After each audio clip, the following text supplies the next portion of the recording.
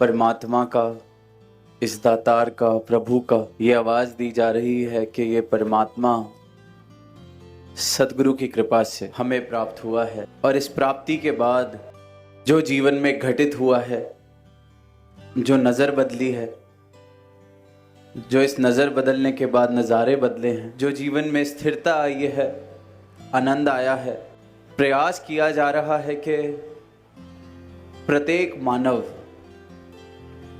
एक एक इंसान, एक एक मानव जो अज्ञानता में इस प्रभु से बेमुख होके जीवन जी रहा है, उस तक भी ये आवाज़ पहुँचे, उस तक भी ये बात पहुँचे कि परमात्मा प्राप्त किया जा सकता है। परमात्मा की प्राप्ति इस जन्म के चलते, इस शरीर में रहते रहते की जा सकती। ये मुक्ति जिसका जिक्र अक्सर करते हैं, इसे इन श्वासों के चलते प्राप्त किया जा सकता है, जिसे जीवंत मुक्ति कहा गया है। जहाँ मानवता को वैर नफरत की आग में जलते हुए देख रहे हैं, तो संत ये प्रयास कर रहे हैं कि हर एक मानव का जीवन प्रेम, चैन, सुकून से युक्त हो सके। और इस मनोकामना, इस प्रयास के पीछे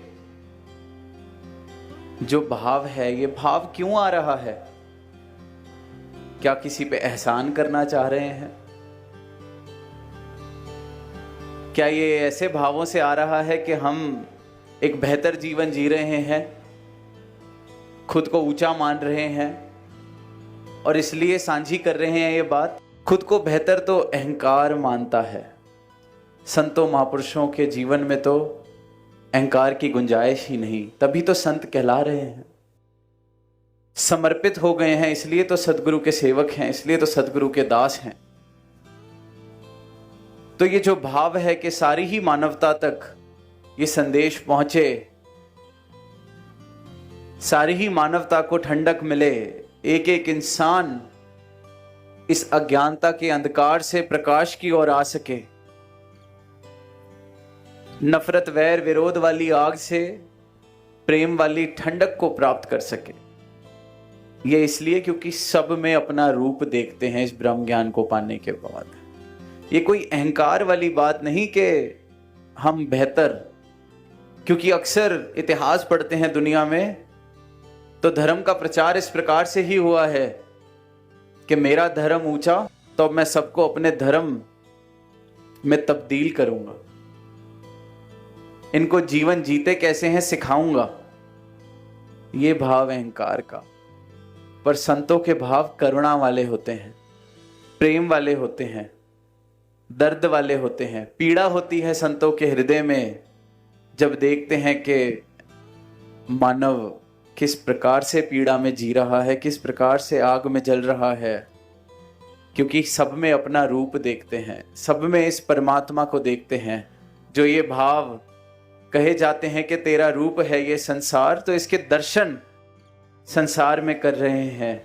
इसलिए फिर ये मनोकामना, इसलिए फिर ये प्रार्थना, इसलिए फिर ये प्रयास कि सबका भला करो भगवान, सबका सब विधि हो कल्याण। ये कल्याण सबका इसलिए मांगा जा रहा है क्योंकि सबके भले में ही हमारा भला है, सबके सुख में ही हमारा सुख है। सामने वाला भी मेरा ही रूप है, मैं भी सामने वाले का रूप हूं, क्योंकि हमें बनाने वाला एक, हमें विचरने वाला एक, हमें चलाने वाला एक। जब ये एक ही हर थां पर है तो फिर करुणा वाले भाव आते हैं, प्रेम वाले भाव आते हैं। प्रेम से सामने वाले की जलती हुई जब जीवन को देखते हैं, जिंदगी को देखते हैं, तो अपने भाव संतों के भी हृदय पिघल जाते हैं कि नहीं, कोई भी मानव इस आग में ना जले। हम भी जल रहे थे, हमें ठंडक मिली, हमें ये प्राप्ति हुई, हमारा जीवन प्रेम से युक्त हुआ, आनंद से युक्त हुआ, सबका जीवन युक्त हो सके। तो जहां ये प्रयास करते हैं वहीं इस परमात्मा के गुणों का बखान भी करते हैं। परमात्मा की कृपा, परमात्मा की प्राप्ति, सद्गुरु की कृपा, प्रयास करते हैं शब्दों से जन जन तक पहुंचाने का। पर वहीं एक दुविधा भी हर संत की है, हर महापुरुष की है। जिसे शहंशाह जी ने भी अवतार वाणी में लिखा कि एक ज़बान ही तो मिली है और लाखों ही गुण, अनंत अनंत कृपाएं, तो एक जुबान से जिक्र किया तो कैसे जाए। कितनी ही बात कर लेंगे, कितना ही कह देंगे। तो जहां हृदय तो चाह रहा है कि सब कह दें, सब बता दें, जितना बोल सकते हैं, जितने इशारे दे सकते हैं, जितनी इस परमात्मा ने लियाकत दी है, पर वहीं अपनी बेबसी भी बताते हैं कि इस एक ज़बान से इस परमात्मा का जिक्र किया कैसे जाए। इस एक ज़बान से इसकी लाखों अनंत गुणों का बखान किया कैसे जाए। और कर भी दिया तो ये ज़बान, ये शब्द पूरे कैसे पढ़ें, क्योंकि ये तो निशब्द है, ये तो असीम है। मेरे शब्दों की सीमा है, मेरी सोच की सीमा है। मैं इसके गुण गाने भी लगूं तो मेरी सीमा है, तो मैं इस असीम के गुण गा भी कैसे पाऊं। तो बड़ी दुविधा संतों की रही है। प्रयास करते हैं और हर प्रयास के बाद सोचते हैं और कहते हैं कि कहना तो चाहा पर कह नहीं पाए, क्योंकि कहा जा ही नहीं सकता। इस अनंत का बखान मैं कैसे करूं, इस निराकार को मेरे शब्द आकार में कैसे बांधें, बांध ही नहीं सकते। इसलिए तो ये निरंकार है, निराकार है। मेरे शब्दों की भी सीमा है, आकार में बंध जाते हैं। तो ये प्रयास करते, इशारे करते हैं, अरदास करते हैं कि हे प्रभु कृपा कर, हर एक के जीवन में इस प्रकार बस जा कि तेरा अनुभव हो सके, कि सारा समुद्र स्याही बन जाए, सारी वनस्पति कागज बन जाए, तब भी नहीं लिख सकते इसके गुणगान। सारे ही एक बात कह रहे हैं, क्योंकि जिसने पाया है उसने अनुभव से पाया है, प्राप्ति की है, तो गवाही बराबर है, मिलती जुलती है, एकदम सटीक है। भाषा, कहने का ढंग, कहने का तरीका, जिस स्थान पे जिस समय में पाया उस तरीके से उस समाज के अनुसार हो सकता है, पर मरम एक, रमज एक, क्योंकि बात एक की है, प्राप्ति एक की हुई है। एक छोटे बच्चे के बारे में सुना कहीं, 7वीं 8वीं कक्षा का वो बच्चा, उसे कहा कि स्कूल में जैसे निबंध लिखने को कहा जाता है, ऐसे निबंध लिखने को कहा जाता है, ऐसे लिखने को कहा जाता है। तो टॉपिक था कि माँ के ऊपर, अपनी माँ के ऊपर ऐसे निबंध लिख के लाना है। सारे बच्चे लेके आए, सारा स्कूल लिख के लाया, पर एक बच्चा था, उसकी टीचर ने उसको बुलाया और कहा कि बेटा 2 साल पहले तेरा बड़ा भाई भी इस कक्षा में था, उसे भी ये निबंध लेने को कहा था, लिखने को कहा था। तेरा निबंध पढ़ा तो तेरे भाई के निबंध की याद आ गई, उसके ऐसे की याद आ गई, तो मैंने उसके ऐसे की कॉपी निकाली और तेरे ऐसे के साथ में लाई।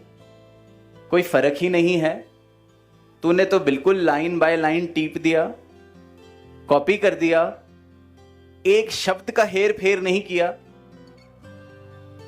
एक सेंटेंस का, एक वाक्य का हेर फेर नहीं किया, कुछ तो बदल लेता। कहता है मैडम मजबूरी है, हम दोनों की मां ही एक है, कैसे बदल देता। अब ये परमात्मा एक है, कैसे बदल दें। जिसने पाया है इस एक की एक ही बात करेगा, तरीका जो मर्जी हो, पर जिसने प्राप्त कर लिया है, देख लिया है, उसे कोई फर्क नहीं दिखाई देता। अल्लाह कहिए, राम कहिए, काशी काबा एक है राम रहीम। देखने के बाद कहा है, प्राप्ति के बाद कहा है, एक है। इस असीम सत्ता को शब्दों में नहीं बांधा जा सकता, क्योंकि शब्द भी सीमित हैं, क्योंकि मैं सीमित हूं, मेरे आकार मेरी सोच, मेरी बुद्धि सीमित है तो उसमें से निकलने वाले शब्द भी सीमित हैं। नहीं बांध सकते, नहीं बखान कर सकते, नहीं उसको जस्टिफाई कर सकते, नहीं पूरे पढ़ सकते, सिर्फ प्रयास कर सकते हैं। सिर्फ प्रयास हर एक संत कर रहा है, आवाज दे रहा है मानवता को, सिर्फ एक मकसद से कि मेरे जीवन में ये ठंडक आई है, आपके जीवन में भी आ जाए। परमात्मा का सूरज हमेशा उदय है, हमेशा से उदय रहा है, हमेशा उदय रहेगा। मैं समय रहते अपनी आंखें खोल लूँ, मैं समय रहते जाग सकूँ, अपने जीवन का मूल डाल सकूँ और इस असीम को प्राप्त करके असीम आनंद का भागीदार बनूं, असीम आनंद से जीवन को युक्त कर लूं, इसकी प्राप्ति कर लूं। प्रेम से कहना